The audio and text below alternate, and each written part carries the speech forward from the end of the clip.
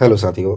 SSC CHSL की series को हम लोग आगे बढ़ाते हुए आज हम लोग 1 जुलाई 2024 में जो सीएचएसएल का एग्ज़ाम हुआ था उसके आज हम लोग थर्ड शिफ्ट को कवर करेंगे। तो जितने भी नए लोग हैं चैनल को सबसे पहले सब्सक्राइब करेंगे, वीडियो को लाइक करेंगे और शेयर भी करेंगे।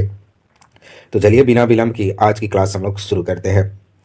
आज की क्लास का पहला प्रश्न है, 1913 में एक्सरे के तरंग दैर्ध्य पर आधारित परमाणु क्रमांक की खोज किसने की थी? तो इसका आंसर हो जाएगा हेनरी मोसले।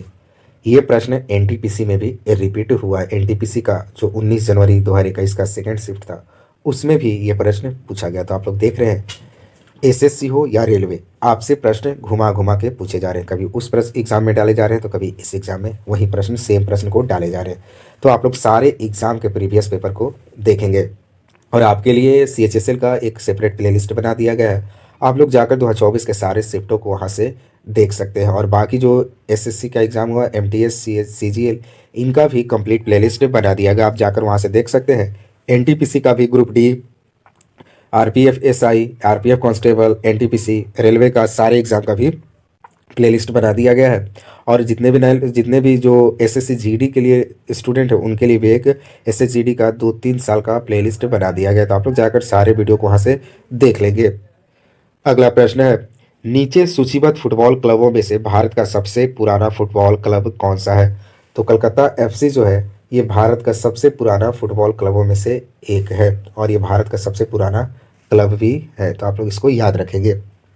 अगला प्रश्न है, सममित इंस्क्रिप्शन खाली स्थान भी कहलाता है। इसे हम कन्वेंशनल इंस्क्रिप्शन भी कहते हैं, पारंपरिक इंस्क्रिप्शन भी कहते हैं। किसको? तो सिमेट्रिक इंस्क्रिप्शन को हम इंग्लिश में आप देख सकते हैं सिमेट्रिक बोलते हैं, हिंदी में सममित। इसे हम कन्वेंशनल इंस्क्रिप्शन या पारंपरिक इंस्क्रिप्शन भी कहते हैं।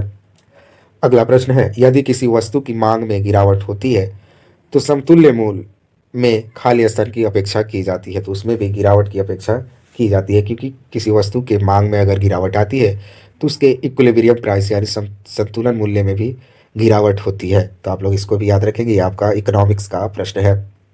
अगला प्रश्न है, मेवाड़ उत्सव उदयपुर में खाली स्थान उत्सव के दौरान मनाया जाता है। तो ये जो उत्सव है इसका नाम है गणगौर। मेवाड़ उत्सव उदयपुर में गणगौर उत्सव के दौरान मनाया जाता है और ये जो गणगौर उत्सव है और जो भी ये राजस्थान में मनाया जाने वाला एक त्यौहार है। अगला प्रश्न है, 31 अक्टूबर 2040 को द्वितीय विश्व युद्ध में भारत की जबरन भागीदारी के विरोध में व्यक्तिगत सत्याग्रह की पेशकश करने के लिए निम्नलिखित में से किसे गिरफ्तार किया गया था? तो जवाहरलाल नेहरू को गिरफ्तार किया गया था। उन्होंने जब भारत को जबरदस्ती द्वितीय विश्व युद्ध में शामिल किया था अंग्रेजों द्वारा, तो जवाहरलाल नेहरू ने इसका विरोध करते हुए व्यक्तिगत सत्याग्रह का आह्वान किया था। तो ये फैक्ट आप लोग याद रखेंगे। अगला प्रश्न है, कौन सी तकनीक मोबाइल डिवाइसों के लिए high speed wireless data transmission प्रदान करने में संबंधित है? तो एलटीई जो है ये हाई स्पीड डाटा ट्रांसमिशन प्रदान करने के लिए संबंधित है और ये मोबाइलों में एलटीई का प्रयोग होता है। तो अगर आपको ये चैनल पसंद आ रहा है तो आप लोग चैनल को जरूर से जरूर सब्सक्राइब करेंगे। आप लोग जल्दी से जल्दी इस चैनल को 10 के सब्सक्राइबर तक आप लोग को ले जाना है। अगला प्रश्न है, मेंडल ने खाली स्थान के आधार पर स्वतंत्र वर्गीकरण का नियम प्रस्तावित किया। तो उन्होंने डाई हाइब्रिड प्रोसेस करके स्वतंत्र वर्गीकरण का नियम प्रस्तावित किया था। तो आप इस फैक्ट को याद रखेंगे। अगला प्रश्न है, खाली स्थान में लोकगीतों की रागिनी कहा जाता है। तो हरियाणा में लोकगीतों को रागिनी कहा जाता है। तो यह प्रश्न काफ़ी इंपॉर्टेंट है, आप लोग इसको अच्छे से याद रखेंगे। जो प्रश्न आपको पहली बार देखने को मिल रहा है तो उसको आपको ध्यान से पढ़ना होगा। तो हरियाणा में लोकगीतों को रागिनी कहा जाता है।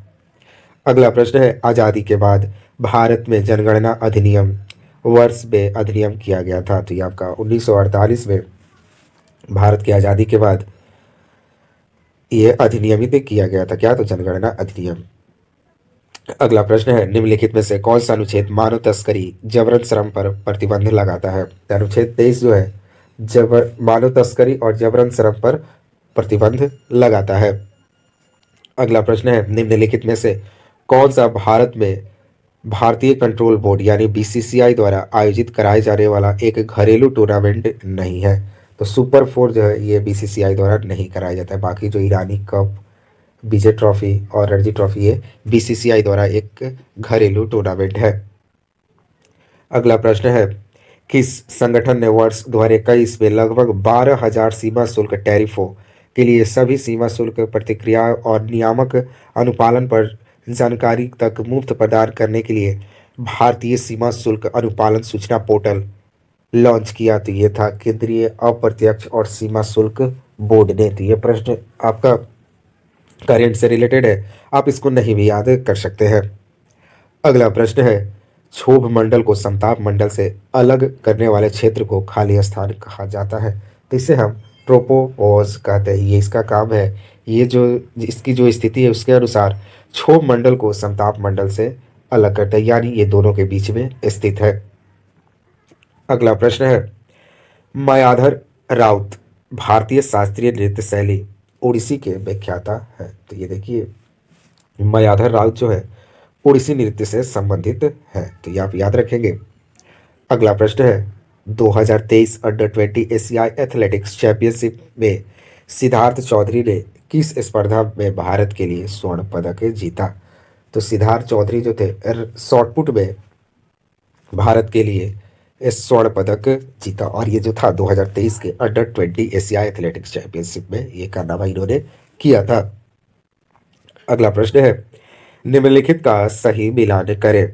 तो सार्वजनिक क्षेत्र का आपका भारत हेवी इलेक्ट्रिकल्स लिमिटेड हो जाएगा, और निजी क्षेत्र में आपका Tata iron and steel company आ जाएगा, और संयुक्त क्षेत्र में आपका ऑयल इंडिया लिमिटेड आ जाएगा। तो ऑप्शन नंबर 3 इसका करेक्ट आंसर हो जाएगा। सार्वजनिक क्षेत्र की जो कंपनी है वो भेल है, और निजी क्षेत्र की टिस्को है, और संयुक्त क्षेत्र की ऑयल इंडिया लिमिटेड है। तो आप इस फैक्ट को याद रखेंगे। अगला प्रश्न है, भारतीय संविधान के निम्नलिखित में से कौन सा अनुच्छेद नागरिकता से संबंधित है? तो अनुच्छेद 5 से लेकर 11 जो है नागरिकता से संबंधित है। तो ये भी प्रश्न बहुत बार एग्जाम में पूछा गया है, तब लोग इसको याद रखेंगे। अनुच्छेद से तो बहुत सारे प्रश्न बने हैं, तो आप लोग अनुच्छेद जितने भी इंपॉर्टेंट है सारे के सारे, खासकर आपको नागरिकता, मूल अधिकार, नीति निर्देशक सिद्धांत, ये सब फैक्ट आपको याद रहना होगा। अगला प्रश्न है, भारतीय देशभक्ति गीत सारे जहां से अच्छा हिंदुस्तान हमारा किसने लिखा है? तो इसको मोहम्मद इकबाल द्वारा लिखा गया है।